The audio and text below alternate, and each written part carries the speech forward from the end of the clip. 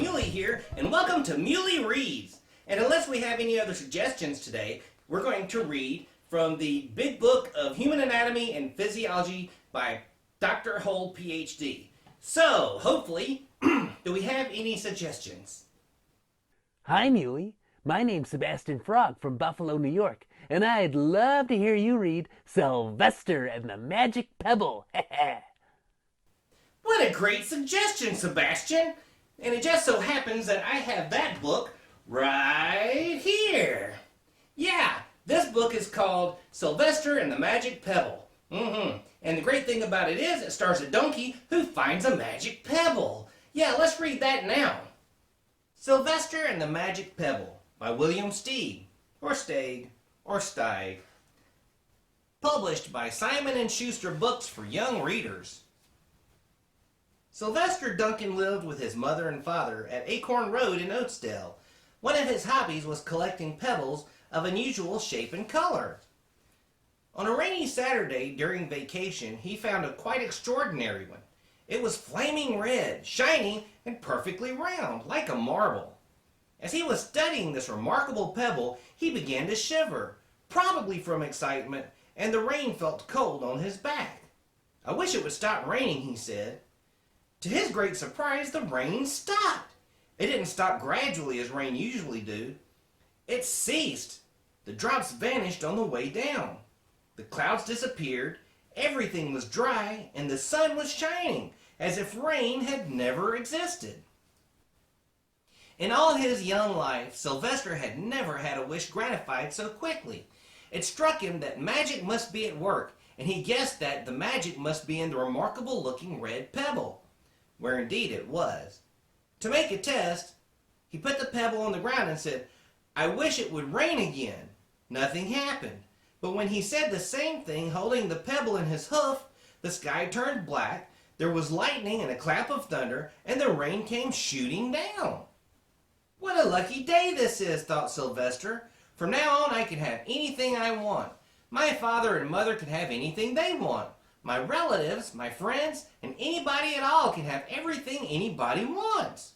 He wished the sunshine back in the sky, and he wished a wart on his left hind fetlock would disappear, and it did.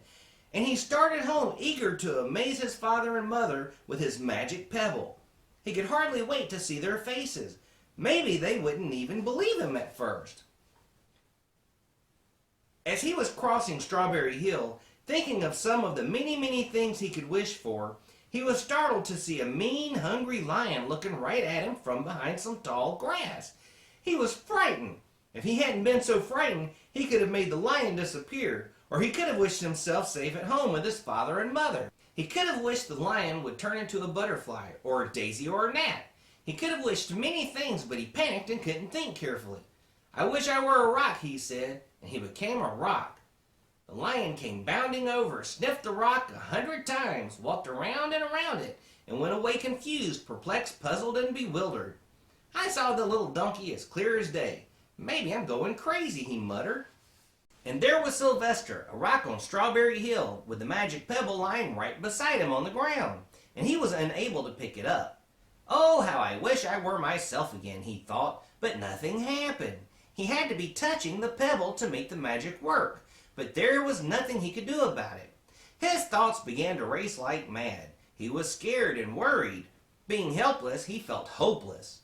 He imagined all the possibilities, and eventually he realized that his only chance of becoming himself again was for someone to find the red pebble and to wish that the rock next to it would be a donkey. Someone would surely find the red pebble. It was so bright and shiny, but what on earth would make them wish that a rock were a donkey? The chance was 1 in 1,000,000,000 at best. Sylvester fell asleep. What else could he do? Night came with many stars.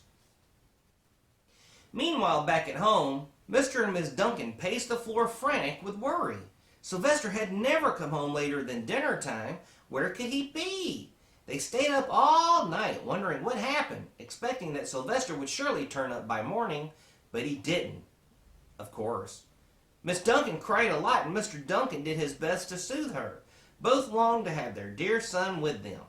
"I will never scold Sylvester again as long as I live," said Miss Duncan, "no matter what he does." At dawn, they went about inquiring of all the neighbors. They talked to all the children, the puppies, the kittens, the colts, the piglets. No one had seen Sylvester since the day before. They went to the police. The police could not find their child. All the dogs in Oatsdale went searching for him. They sniffed behind every rock and tree and blade of grass, into every nook and gully of the neighborhood and beyond, but found not a scent of him. They sniffed the rock on Strawberry Hill, but it smelled like a rock. It didn't smell like Sylvester. After a month of searching the same places over and over again, and inquiring of the same animals over and over again, Mr. and Miss Duncan no longer knew what to do. They concluded that something dreadful must have happened and that they would probably never see their son again, though all the time he was less than a mile away. They tried their best to be happy, to go about their usual ways, but their usual ways included Sylvester, and they were always reminded of him. They were miserable. Life had no meaning for them anymore. Night followed day, and day followed night, over and over again. Sylvester on the hill woke up less and less often. When he was awake, he was only hopeless and unhappy. He felt he would be a rock forever, and he tried to get used to it. He went into an endless sleep. The days grew colder. Fall came with the leaves changing color. Then the leaves fell and the grass bent to the ground. Then it was winter. The winds blew this way and that. It snowed. Mostly the animals stayed indoors, living on the food they had stored up. One day a wolf sat on the rock that was Sylvester and howled because he was hungry. Then the snows melted. The earth warmed up in the spring sun, and things budded. Leaves were on the trees again. Flowers showed their young faces. One day in May, Mr. Duncan insisted that his wife go with him on a picnic. "Let's cheer up," he said. "Let us try to live again and be happy, even though Sylvester, our angel, is no longer with us." And they went to Strawberry Hill.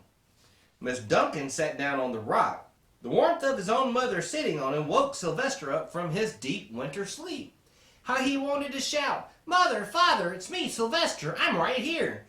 But he couldn't talk. He had no voice. He was stone dumb.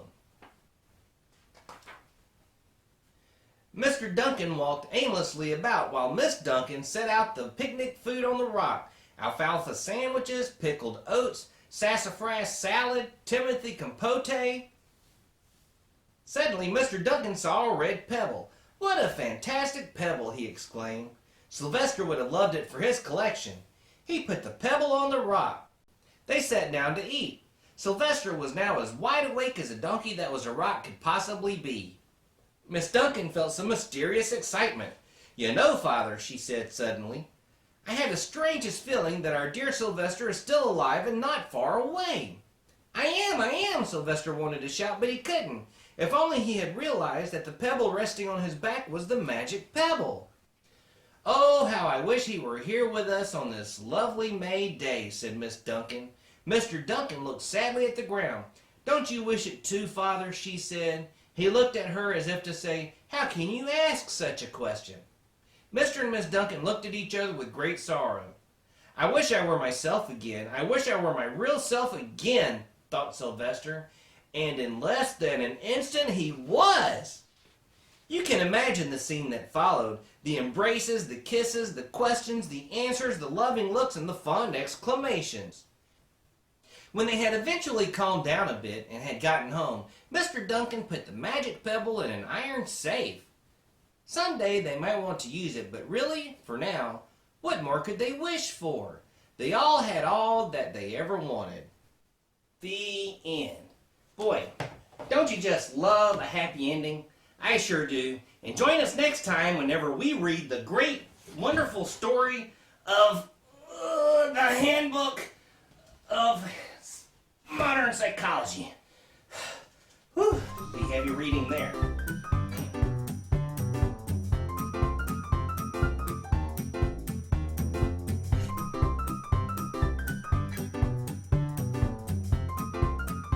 And I'd love to hear you read Sebastian and the Magic Pebble.